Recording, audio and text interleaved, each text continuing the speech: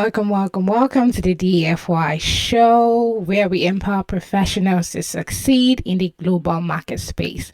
I'm your host, Demola Badmos, and if you're just joining us for the first time, I say big welcome to you. And if you're a returning listener, it's great to have you back on the show. So it's very good to have you all on board, and most especially, thank you everybody that are joining in. I'm not going to waste much of your time today because we have an amazing guest in our midst.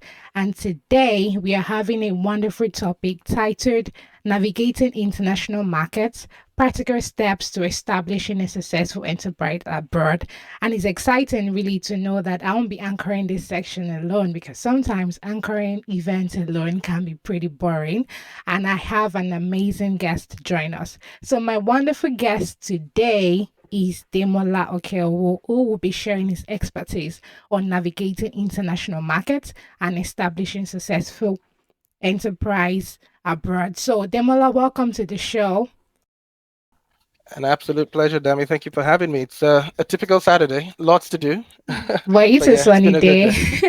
day. Been a good day. Can't complain, really. How about you? Yeah, not bad. So before we begin the show today, I want to remind our audience that your participation is very essential to the success of the show because we take a lot of your feedback to ensure that we answer your questions or we get your contributions. And so we encourage you to ask questions, share your thoughts, and engage with us throughout the conversation.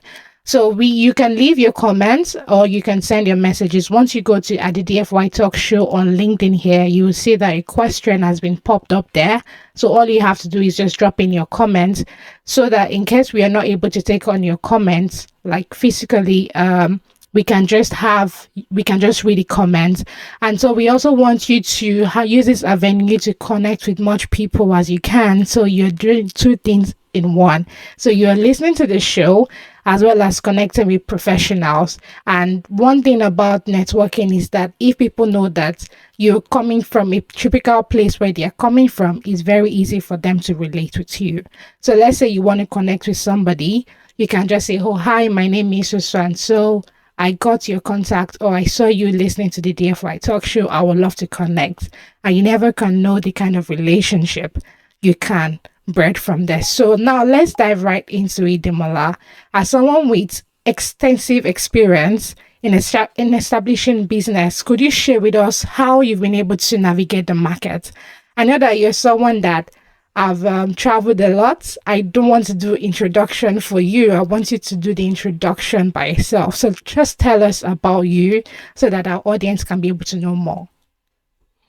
Alrighty. Thank you so much, Dami. And well, lovely to be connecting with everyone out here.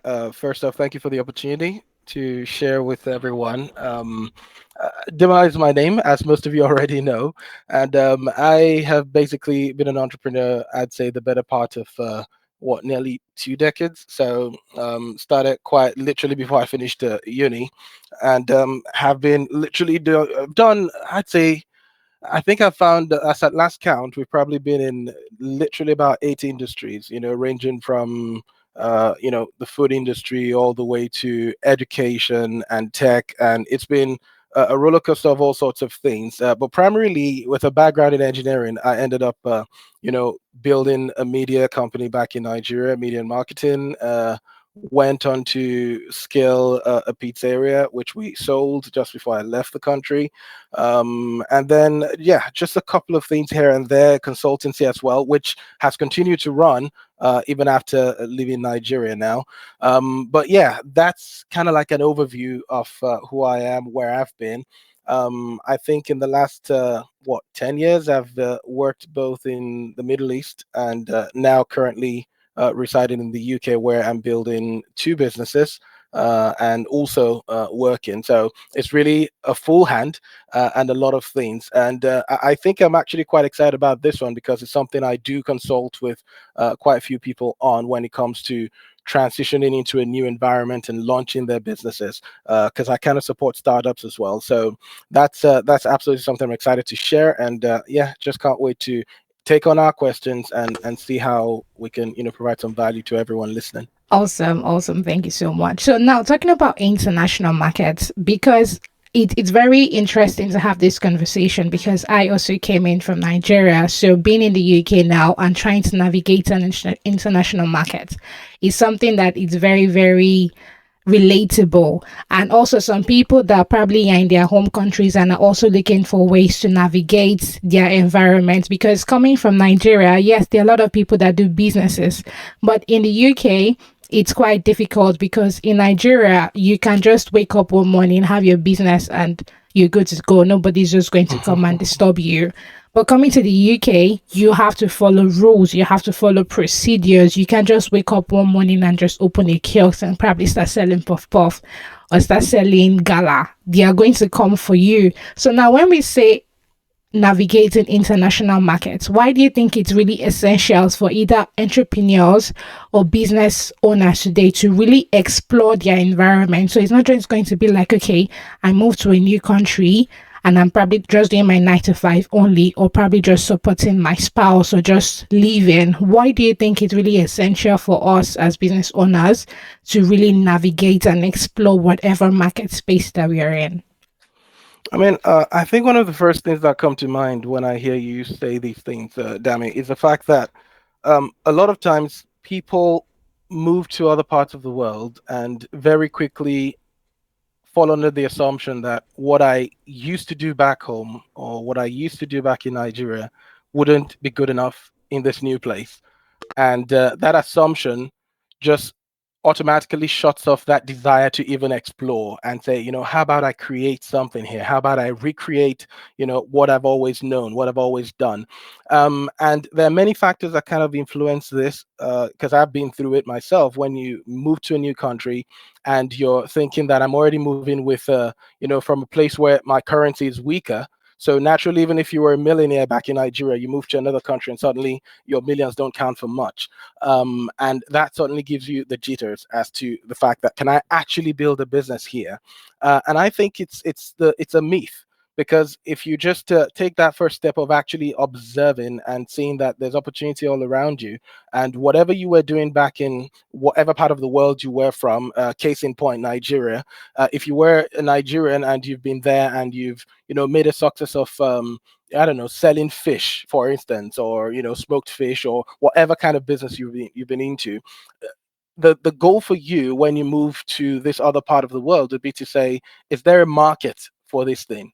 Is there a market for people who would be interested in buying, my smoked fish? Or even Gary, for instance. I was consulting for a startup recently, and they just started to produce for the UK here, the UK market. They started the process last year, and the whole goal is to start packaging Gary to sell in the UK. Now, that's a massive market, because when we did the research, it turns out there's a massive, Nigerian community. Of course, in the recent years, we've seen that spike in influx, people coming through.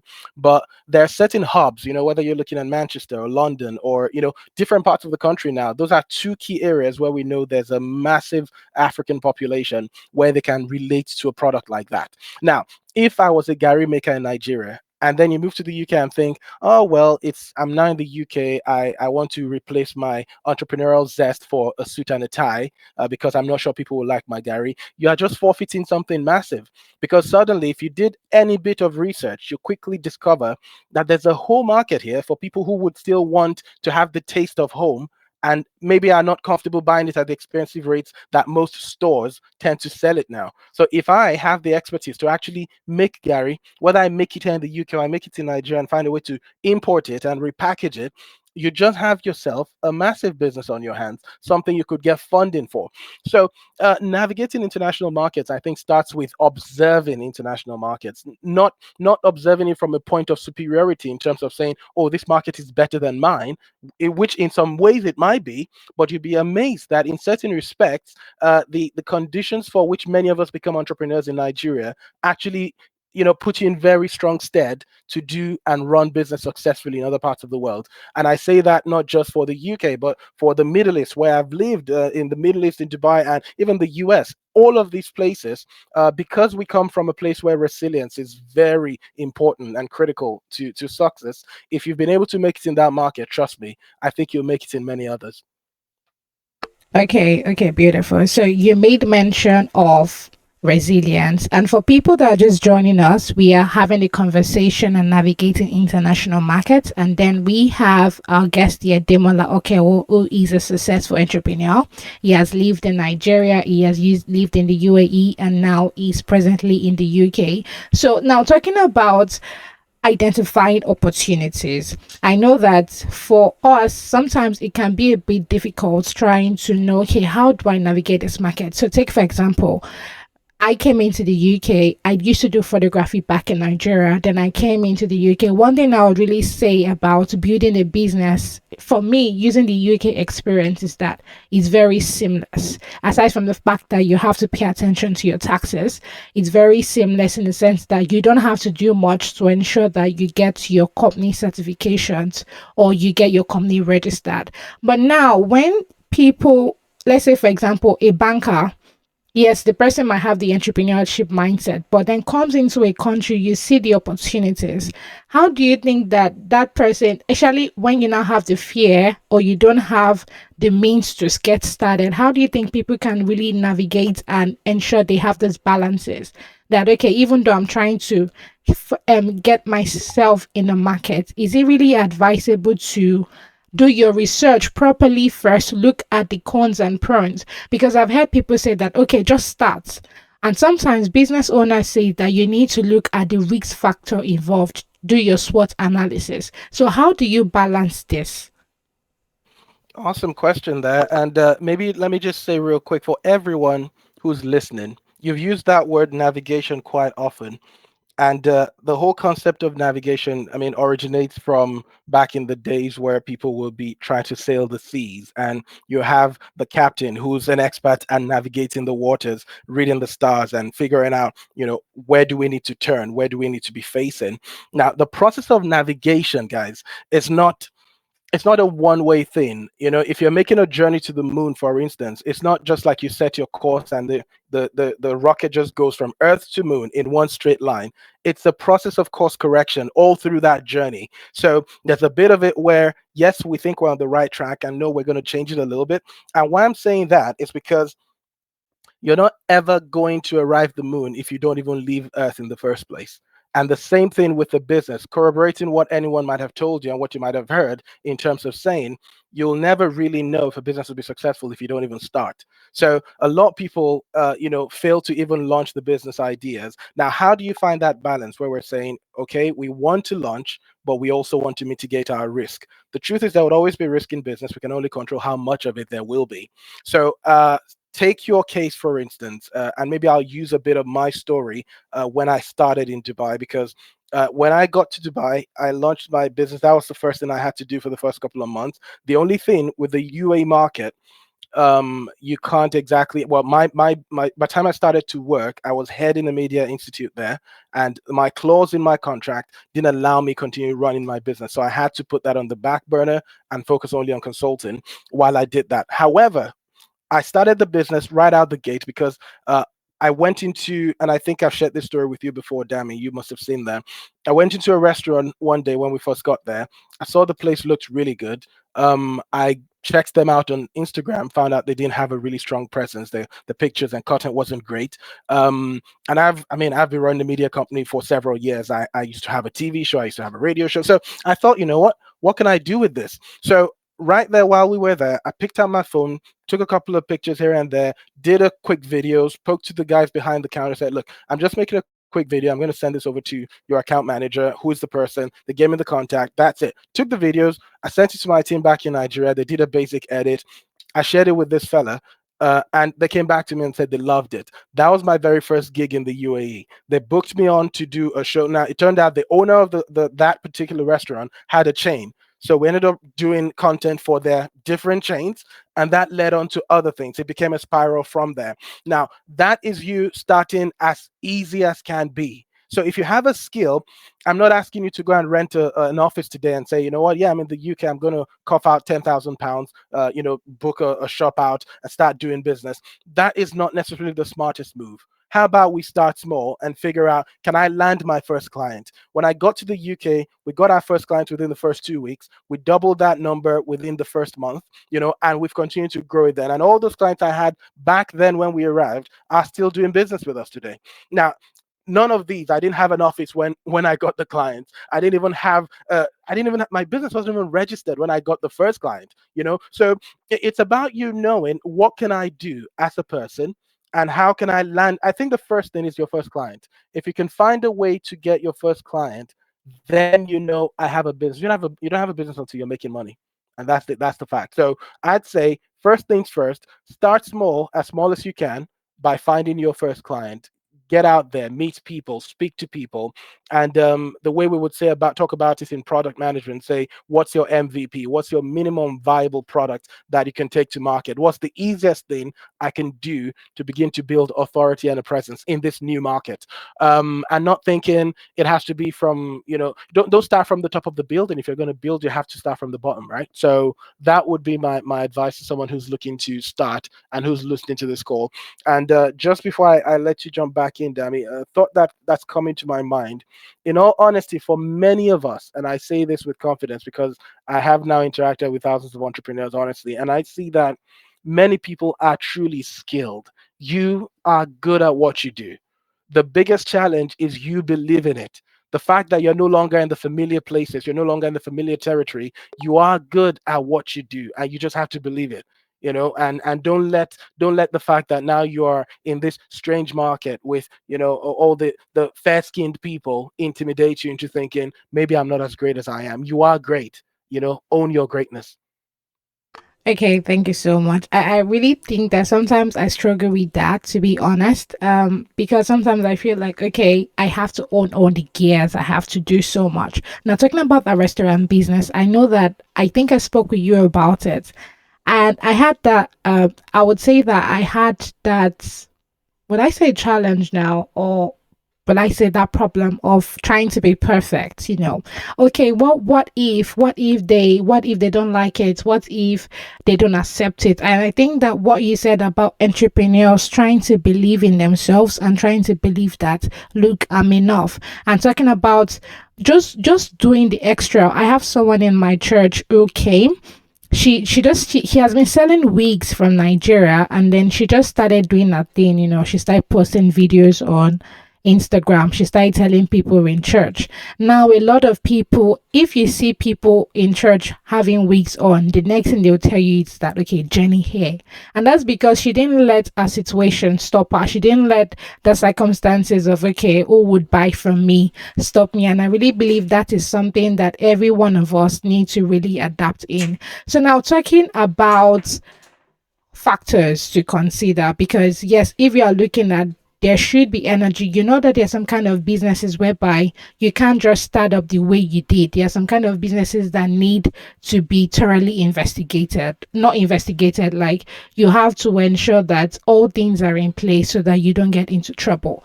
So take for example, I thought about a business idea that, okay, how about maybe you have, the way you have all these kiosks, with you, I've forgotten the name they call it, like open kiosks that you can move your food, movable truck for foods and things like that. Then i Okay. i read Like that, food trucks, you mean? yes, exactly, food trucks. Maybe it's just a small place you have your food. And I realized that if people just feel like, okay, I have the idea and I just want to jump into it, they can get into trouble, because the law says that they need to first register their business or let the council know about what they want to do. They need to let them know, okay, this is what I want to do. How should I go about it, before they can just jump into it? There are a lot of people that probably have just thought about an idea, and because of that idea they had, they just went into it and not doing proper research. So my question now is, what factors should entrepreneurs consider when trying to identify potential markets abroad? So, what are the factors that every one of us need to pay attention to, not just in the UK or not just abroad, but even in your main country? Hmm. So I think there are two questions I hear in there. Things to look out for generally when you're starting a business. That's a whole other conversation. But with regard to understanding local markets and not be afraid to not get into trouble when you're launching a business, what I've found to work everywhere is becoming part of communities, local communities. I wanted to so my wife is a professional chef, and she does all of her baking from home currently. And as usual, when we get to a new place, one of the first things we do is kind of just become best friends with Google. You're checking out what is the process for doing this, what is the process for doing that, what do I need to, what kind of certification do I require to bake from home or to have a cafe. And these are things that any of us can do. We obviously are savvy enough to use Google and utilize it properly. So yeah, one thing we did all that. But when we really wanted to enter into the community where we were living, all we did was I made a call to one of the local cafes that was nearby. um, and the lady was gracious. She was willing to meet with us, and that's another important thing. Many of us are afraid to even ask. I called up this lady out of the blues. I said, "Hi, this is who I am. My wife is a chef. She's trying to do this in this community. I see you're already doing something similar. Would like to meet with you." And we just had to have a conversation around, what you do, what it would take for her to do similar. And she was happy, gracious. We had a good meeting with her. It's been a great relationship ever since. Now, what I'm saying, where I'm going to with that is, don't be afraid to ask. If you're in a new place, there's a healthy balance that you have to have as entrepreneurs, in saying, one, I'm very confident in who I am and what I am, but I also have on the other side of that spectrum humility to know what I don't know, to acknowledge what I don't know, and to have, that humility to ask someone for help. And you'll be amazed. There's someone out there that's willing to say yes to you. And if indeed you're an entrepreneur, you're not afraid to hear a no. So I'm not saying that everybody you call is going to be there to say, "Oh yeah, come on over, let's have a chat, let's have coffee." No, of course there might be people who put down the phone on you and be like, "You know what, I don't want to talk to you." But then if you're persistent enough and ask the right people, you will get people who are willing to talk to you. So I'd say speak to people who are in that field, or speak to people who were there already. Utilize Google to find answers to the questions that you have. And I also am a part of certain communities. So there's something called Entrepreneur Circle.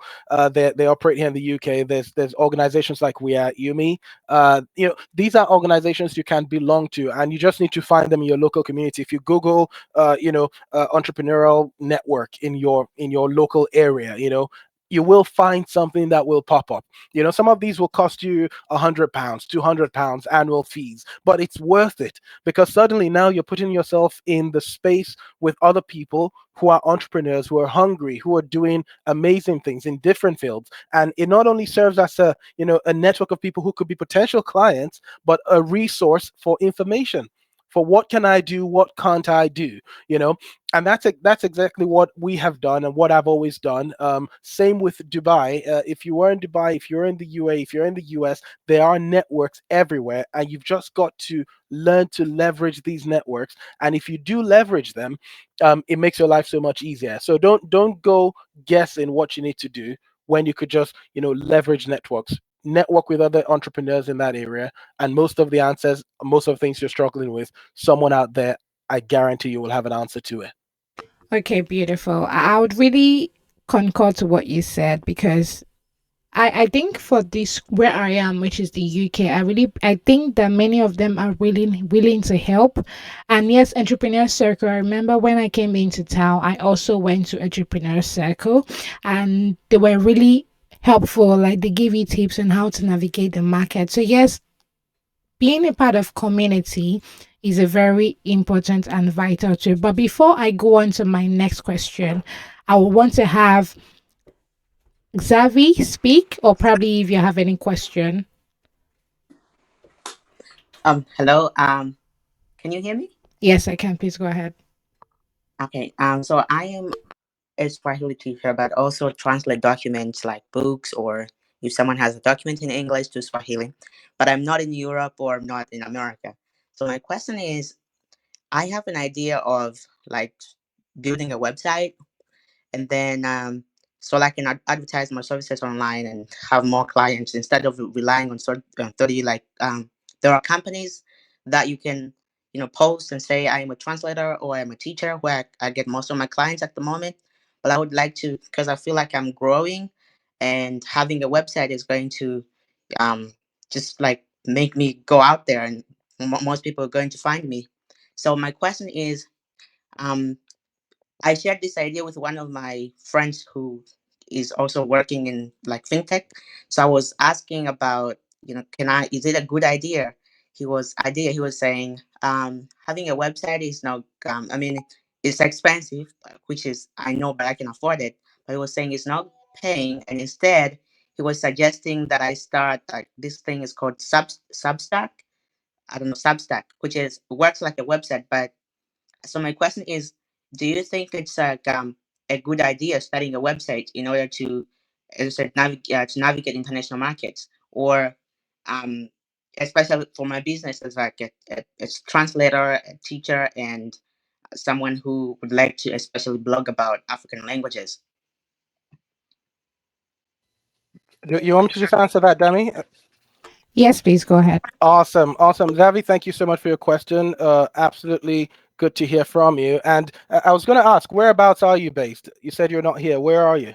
South Okay, Africa? right now I am in Tanzania in a Tanzania. city called Morogoro, but I also live in Dar es Salaam, which is the former capital, but it's the biggest city in Tanzania. So Got you. I'm always like moving, between cities, but because I work online, I can work from anywhere. Awesome stuff. Awesome stuff. Well, thanks for being here. Now, I'll just answer your question very quickly, and it's a good one that you ask. I am one of the leading consultants with GoDaddy, and so you can imagine, I do a lot of consultations around why companies and individuals should have, a strong online presence, and part of which includes, being active. With a website. So I tell you 100%, Zavi, you should consider having a website. Now, if you've spoken to someone who's advised and said, well, if there are cheaper alternatives to getting online, as I know there are in these days, you definitely can explore them. A website doesn't have to cost a fortune anymore, especially in the age of AI. There are loads of alternatives where you could, create websites and get online very quick. I would also advise, since you say you are growing and developing fast, my thoughts would also be to find there are marketplaces literally for everything. I know I came across one early back in the day. I can't remember what it's called. Something about something translations. It's some sort of marketplace where folks could basically register as a translator, and folks can access your service from anywhere, and basically come to you. Now, of course, there are generic platforms like Upwork and the like where you could be on as well. And I'd tell you, leverage all of these platforms. Even if you don't go investing in your own website right out the gate, all of these sort of platforms will get you that sort of visibility.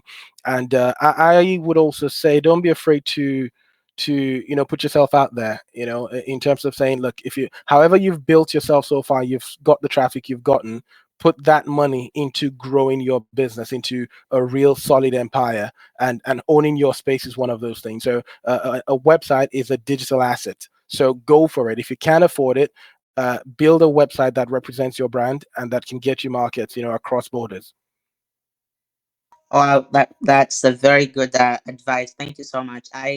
I was like lacking the confidence of going and doing it, but now I feel like I'm so motivated. Yes, I can afford a website. I can afford, because I also like know how to build using WordPress. I can build a Awesome. website myself. Yeah, but the problem was just like investing in all these plugins and hosting services, and Look, I was like, maybe it's like, so I wanted to ask for advice from people, just like, but I said, oh, no, a website is not needed. You don't need a website for your services. But I feel like, of course, I need it, because now I'm growing and really fast. Thank God. I don't know if this space is going to be like forever, but right. at the moment, it's working really well for me. Look, man, ride the wave while you have it. That's the reality of life. Nothing we know would last forever. The world Yeah, is changing fast. Technology is changing. But if you've got something that's working now, make the most yeah. of it, bro. Make the most of it. And how do you translate "just go do it" in Swahili? Oh wow. So I most of my clients that I get at the moment are No, from I'm asking you specifically for that phrase. How do you translate "just go do it"? oh, just go for it. Oh, I would say fanya too. Fanya Well, too. so Fanya too. That's my word to you. That's it. Go do it, bro. Thank you so much, bro. Okay, thank you so much. Because of our time, I would really say Time, I that would. you if you probably want more consultation regarding your business, whether you're abroad or you just want to navigate the abroad space, please feel free to connect with Demola up and book a section. I would also say that for many people that are having one issue or having an issue or the other, please just ensure that you connect with him because he's a very good tool and he's a very good person that you can really relate with. So I just want to ask one question before we move on to the next person. Now, talking about websites, I've heard a lot of people say that, okay, a lot of people also have spent a lot of money trying to build website for their business, especially when they're trying something new. And I've heard a lot of people say that, okay, what they do, the website is not generating income for them because it's one thing to build a site, it's also another thing to ensure that your site is also recognized on Google. And when people try to search you up, it's very easy for them to see your SEO come out. So now when you're saying that you want to step into an international market, when you're trying to build your business, for example, let's say the Gary business you mentioned. Now, should we now look at it from the aspect of is my business really does my business really need a website or I should just jump on having a website because everybody's doing that? What do you think? I'd say every business needs a website. However, yes, you may delay it at different times. I worked with a lady in January. She sells branded, what do you call them now? Branded clothing for kids. Basically, just does she basically writes the names on it. And as at January, she was contemplating as well. Should I get a website? Should I not? And I said, look, you've already done pretty good. This lady was doing just about 3,000, 3.5 pounds, 3,500 pounds a month as at then. And I was pretty convinced that if we got her online, we could significantly increase that volume because she was doing all right. Now she was mostly leveraging social media up until that point, which I think everybody better have as well because that's absolutely important. A website does not work in isolation. It is where you're directing traffic, but you need all these other sources. So long story short, she did get her website done. We got her set up in January. February, um she closed that month at 32,000 plus pounds, 32,000 plus pounds in sales. And that was crazy. Now, I'm not saying here everybody who opens a website in 1 month is going to, quadruple their sales. But for her, part of the things that happened was because she also created a post that went viral on TikTok. No, this was Instagram actually. Went viral on Instagram, got over 1 million views, and the sales poured in, and it stayed that way ever since. Now, if she didn't have a website, where was she going to channel all that effort into? Where was she going to get? How was she going to preserve all of that database, which she now has, a rich database of people? Your email list is super important. You don't want to waste it. So if you have a website, that's one of the things you want to be going for in terms of getting that.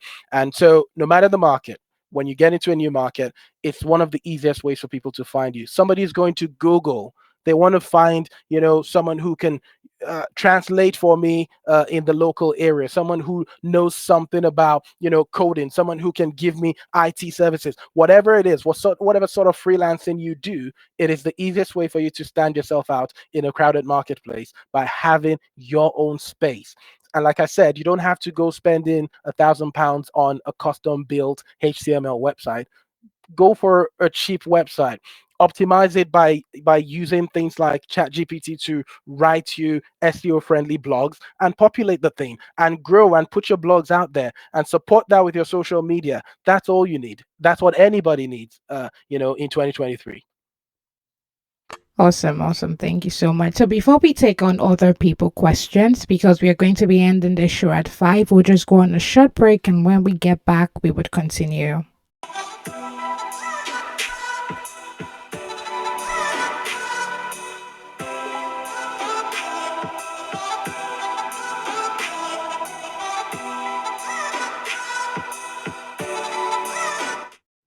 Okay, welcome back to the DFY show. And if you're just joining us, I'm also saying a big welcome to you. And if you're still listening from the very beginning, I'm also saying a big welcome back. We are having a conversation on navigating international markets, practical steps to be successful in this space. And so far, we've had our amazing guest, Demola Okeowo. We'll talk about various things about when you want to navigate a new place, you have to look at the opportunities. You also have to look at ways to get new clients, and you also have to be a part of the community. And so far, the last conversation we had before we went on a break was talking about the importance of websites, how relevant it is for your business. Now we'll go on to the next person.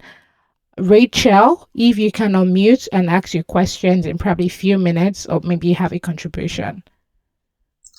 All right. It's great to be here. It's great to exchange all of this knowledge on expanding enterprises in international markets. Amazing stuff you're doing.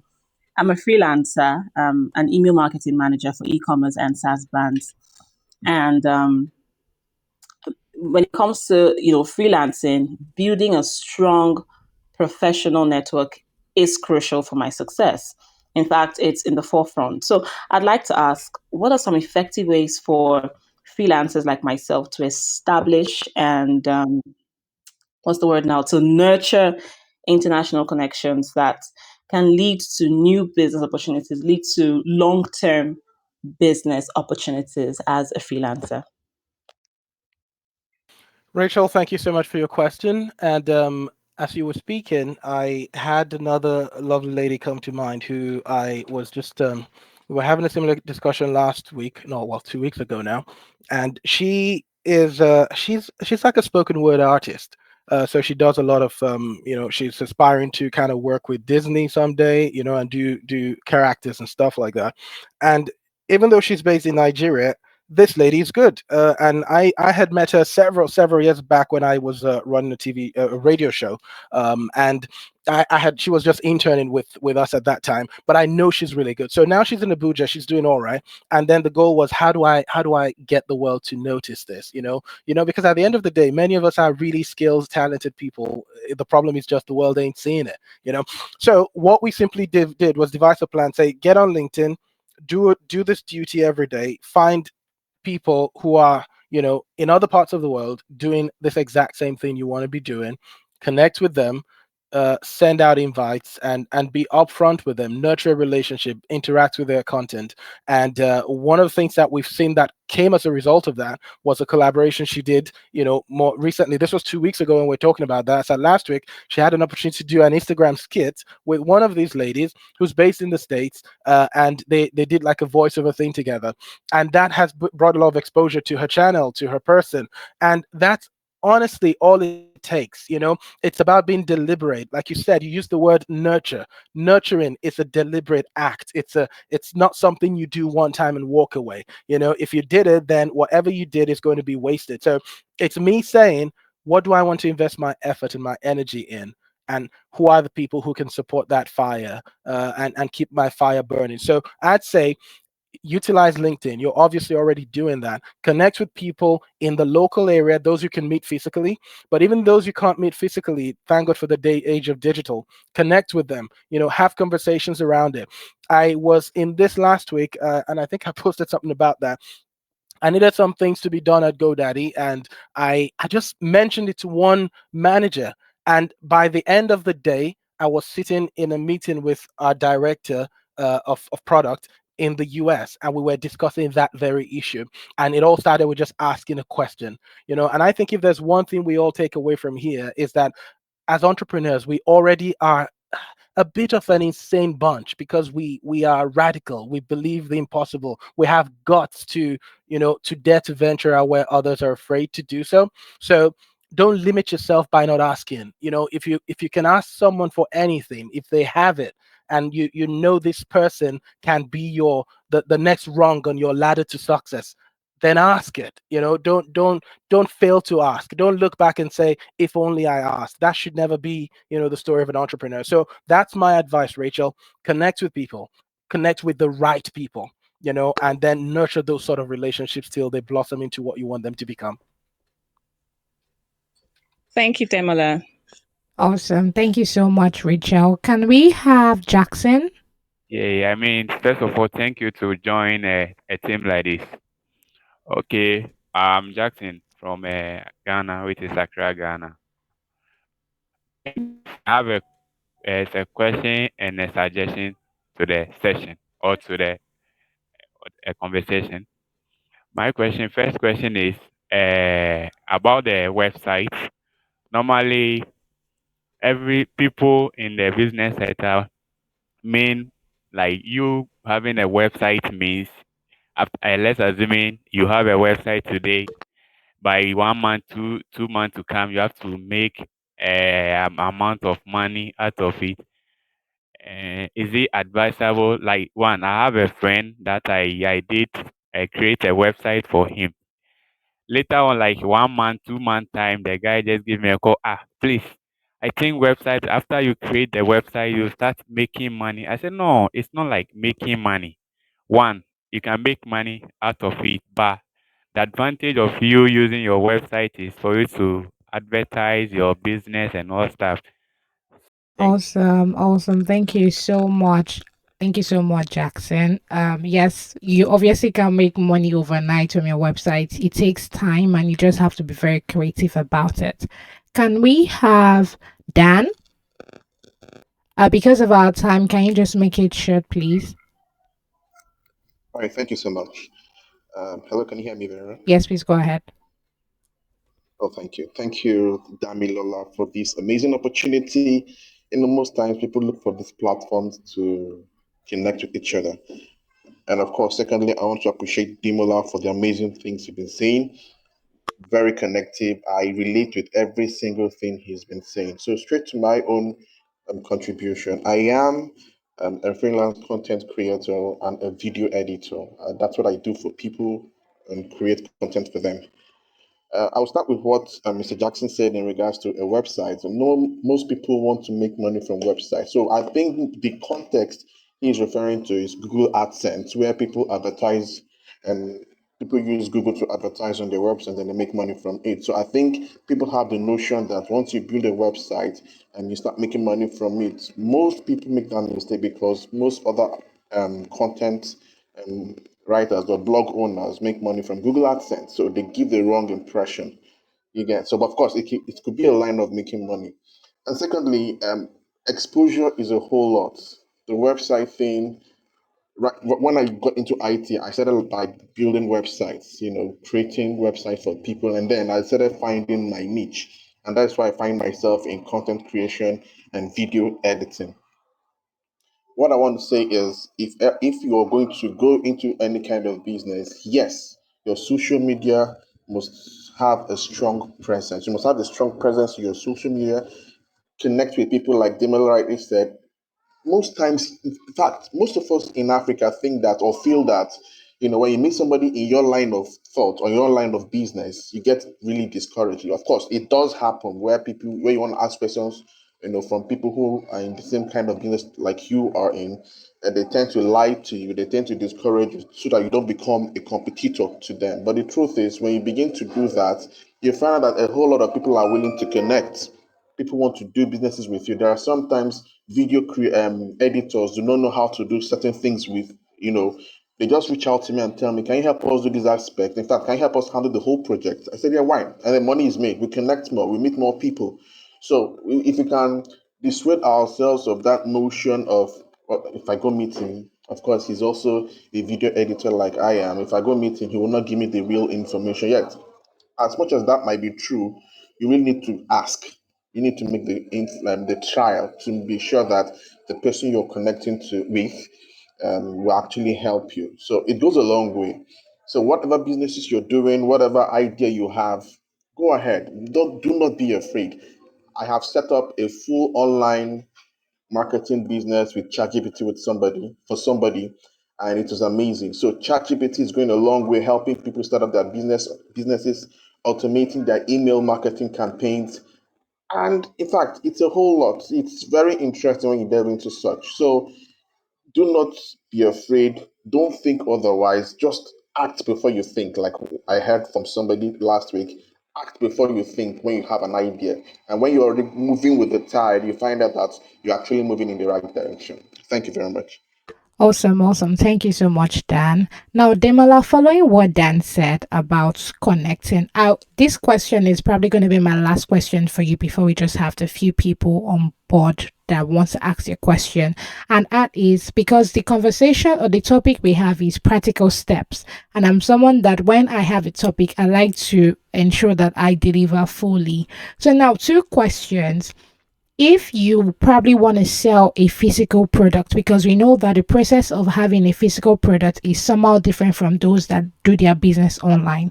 So now, what are the practical steps to ensure that you build a scalable and sustainable business in physical products? Let's say, for example, hairs, or maybe food business, or like you said, someone that is just interested in doing maybe retail clothing. Then also, what are the practical steps for people that want to build their digital products? Maybe they're content creators, maybe they're website designers, UI UX designers. What are the practical steps for these two categories of people? Right.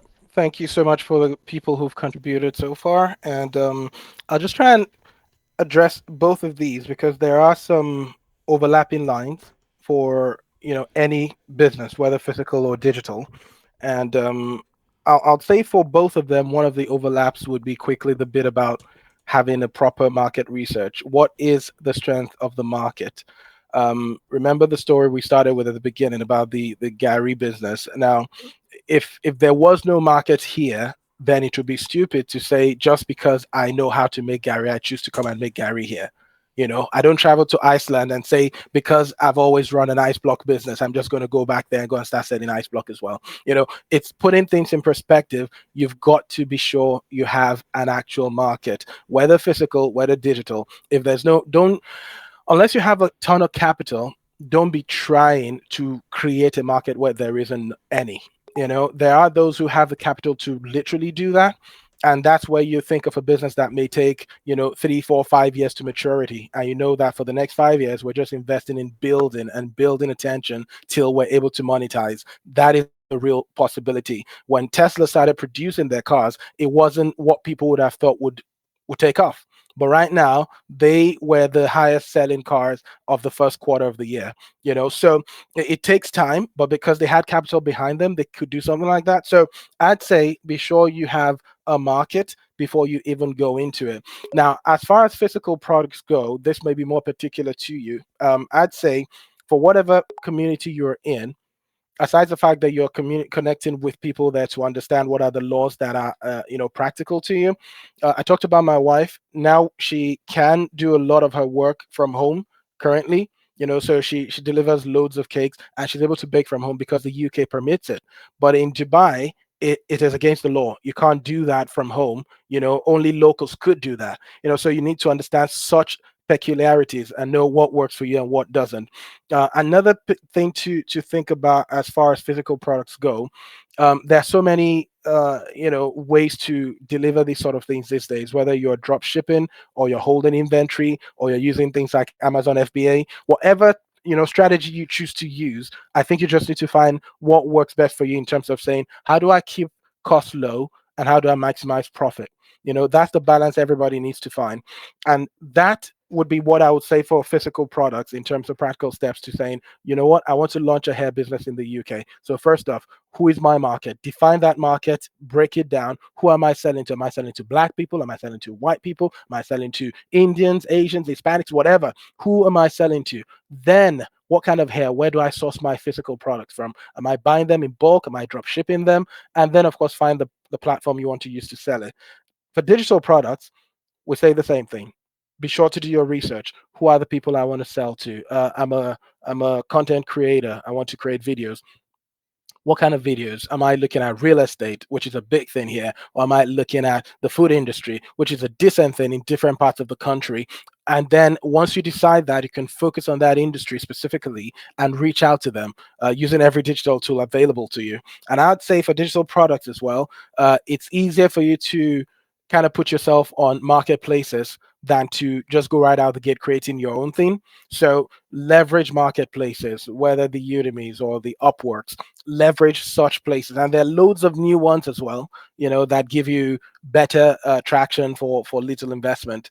And that would be it for digital products. I don't think there are a lot of regulations, holding back a lot of them, except you're probably in things like healthcare or fintech. Otherwise, most other digital products you probably can sell without a lot of regulatory issues. But yeah, those would be the two things that I would say when it comes to practical steps to getting started and getting off the ground.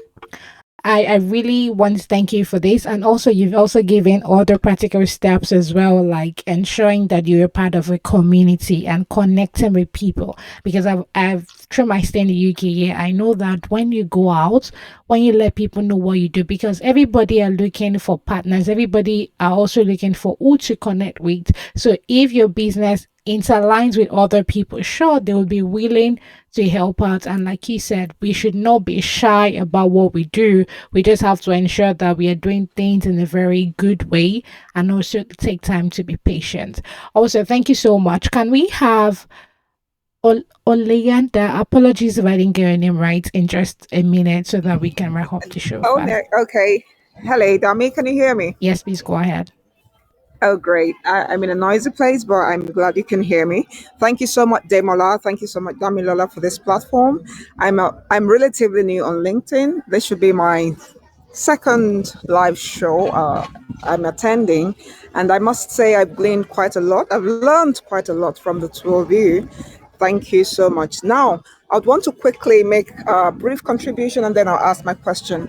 So, building a strong social media presence, the importance of it cannot be overemphasized. So when I listen to Shavri, the guy from Tanzania, I would want to advise him. Shavri, please, like Damola told you, please go ahead and do it. Demola, go ahead and do it. I was able to build digital business first by learning how to create digital products because I'm a language teacher as well.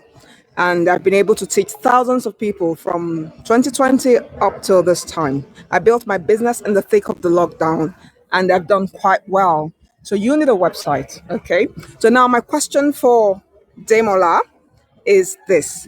So I have been having a challenge with getting payments, funds, getting in my funds from clients abroad, the Nigerian situation where it's difficult to access funds, foreign exchange, and bringing them in. So, do you have any advice for me? Are there platforms you can recommend for coaches like me who have foreign clients so that we can easily access funds from foreign clients? That's my question. How have you succeeded while you were still in Nigeria? Can you give some advice to me? Hi there, Leander. Thank you for your question. I'll make it quick. There's so many payment gateways these days, and they keep changing. I know that when I was working out of Dubai, there was all kinds of issues with PayPal, and then we kind of leaned a lot into Stripe, and then there were also local, gateways that we could use there. The UK is still a lot better. I mean, there's loads of options, and for Nigeria, I know PayPal. I don't think PayPal still works there now, is it? I'm not sure It that does. doesn't. It No. doesn't. Aha. So, but they can use Stripe, can't they? Because most of the people I kind of work with tend to be able to make payments through Stripe quite easily. Is that Stripe not the case? Stripe requires that you own a foreign account, like you own an Oh, so account they in the don't have dollar US, a accounts and business. You stuff. have your business registered. You have a business registered in the US to be able to use Stripe. So one other thing I know, I did a partnership last year with a local photographer there, and we created a course which we were able to sell, and we used this platform called what's the bloody name now? There's a local platform there This that seller, this Seller, seller. Seller, yeah, because I Okay. know the chap who owns Seller, and I mean he's a really great guy, and I know they keep evolving as well. So that's something I think you could do, and which I think we've seen a few people do recently, where if you Yes, have your yes. standard rate, you could create a replica just for the gateway for that market to be able to Exactly. pay. So look, the reality is the payment systems across the world is still fractured. So there's probably not one payment processor that can work across every geography. So you may need to localize and say, okay, for Africans paying through specific places, you use this one. South Africa is probably the most developed when it comes to access to all the different platforms, but most of the other parts of the country or part of the the continent, you would have places where you may need to kind of leverage other platforms. So I would definitely say use Seller. Seller is increasing the number of countries that can take money from. So use Seller for Okay. Africans and some African countries. Use PayPal and Stripe for the others. And I think between those, you should find a decent balance to be able to pretty much take money from at least 100 countries of the world. Okay, that's fine. I presently have a course on Seller. I'm still Yeah. trying to explore the So, platform. Thank so you maybe so I'll much. recommend you could Yeah. literally just create just something only for the payment to process payments for specific things. So if you're doing Oh, okay. consulting or coaching, you don't have to list it as a full-on course. It could just be something Yeah. you create a gateway for where you can share the link and It's people can pay through okay. it or integrate that to your website. Okay, that's fine. Thank you Yeah, so much. you're Thank welcome. you. Thank you, Damola. Awesome. Thank you so much. Can we have Joshua? Then we move on to the last person, please. Good to be with you. Fabulous conversation. I'll make it quick. My question is a website better than a landing page? Thank you. Thank you. Nice one, Joshua. And interestingly, I would say they're one and the same, brother. So because of my work with GoDaddy, here's one of the things you kind of hear people say a lot when someone says, "You know what? I don't really want a website. I just want a landing page." And when you ask them, what's the difference? What do you want either of them for? They just assume that if I have a landing page, it just means, well, what, less work? That literally the same thing. A landing page just means it's a one scroller versus a typical website that has multiple tabs and pages on it. So and what I would say, it depends on what you want to use it for. If you're looking to grab attention real quick, get people to subscribe to something, get people to sign up to something, especially if you're in marketing and sales, So then you go I with a just want to landing say page. that he's a podcaster from what I can see. So how can Yes, he you is. relate it to what he does? Yeah, so for you, Joshua, I assume you're asking that as well in your line. You must be doing some kind of marketing or running things to that regard. So if you're having that, the goal would be, I just want to list out my podcasts in order in which they come out. Then, of course, a landing page may be the simplest thing for you, where you say, okay, come onto my page and you see a chronological order of my podcasts, and you have a simple contact me or for inquiries or for sponsorship tab there. That is simple and it's easier to maintain than having a full-on website. If you have other aspects to yourself though, then of course I'd recommend doing that. Go down the route of having a full-fledged website, but it depends on what you're using it for, really. The use should determine what you go for. All right. Awesome. Awesome. Thank you so much, Demola. So before we wrap up, do you have any last words before we go? I think for me, it just comes down to, let's all not be afraid. There's a concept I learned from Peter Daniels, who was one of the wealthiest back in Australia back in the day, and this for anyone who's a Christian, because this comes down to that, where he says Christians should be the greatest entrepreneurs in the world because we believe the impossible. You believe in virgin birth, and I think every entrepreneur, there's a level of insanity, like I said earlier. There's a level of obsession that comes into what we do, and I think don't fight it, leverage it, embrace it. You're different, and spot your opportunity. Be sure there's a need, and if you're sure there's a need, go make it happen. All right. All the best to Awesome, everyone. awesome. Thank you so much. Like I said, I won't be able to take on one more questions, but if you have more questions or if you need Demola's guide, like I said earlier, he's a consultant, so you can just connect with him on LinkedIn, ask your questions, book a section with him, and I'm sure that he is going to be able, he's going to help you in a very great way. So thank you so much, everybody. Next time we'll be back better, and hopefully we can get to invite Demola once more on the show, and hopefully before then we'll be able to get positive testimonies from you all. Also, don't forget to tune in and continue to build yourself, continue to be positive. And before we sign off, I want to remind everyone that if you missed any part of today's show, or if you want to revisit it, or if you just want to take one or two lessons out of it again, we're going to be having the replay available on our YouTube page at the DFY Talk Show. So ensure that you subscribe on both the page on LinkedIn and on YouTube to stay connected. So thank you, Demola, for joining us today. We appreciate your time and expertise. Thank you so much. Pleasure to be here. Thanks for having me, Dami. Thank you. And thank you to all our incredible audience also for your continuous support and engagement. We look forward to having you next time, and do enjoy the rest of your weekend.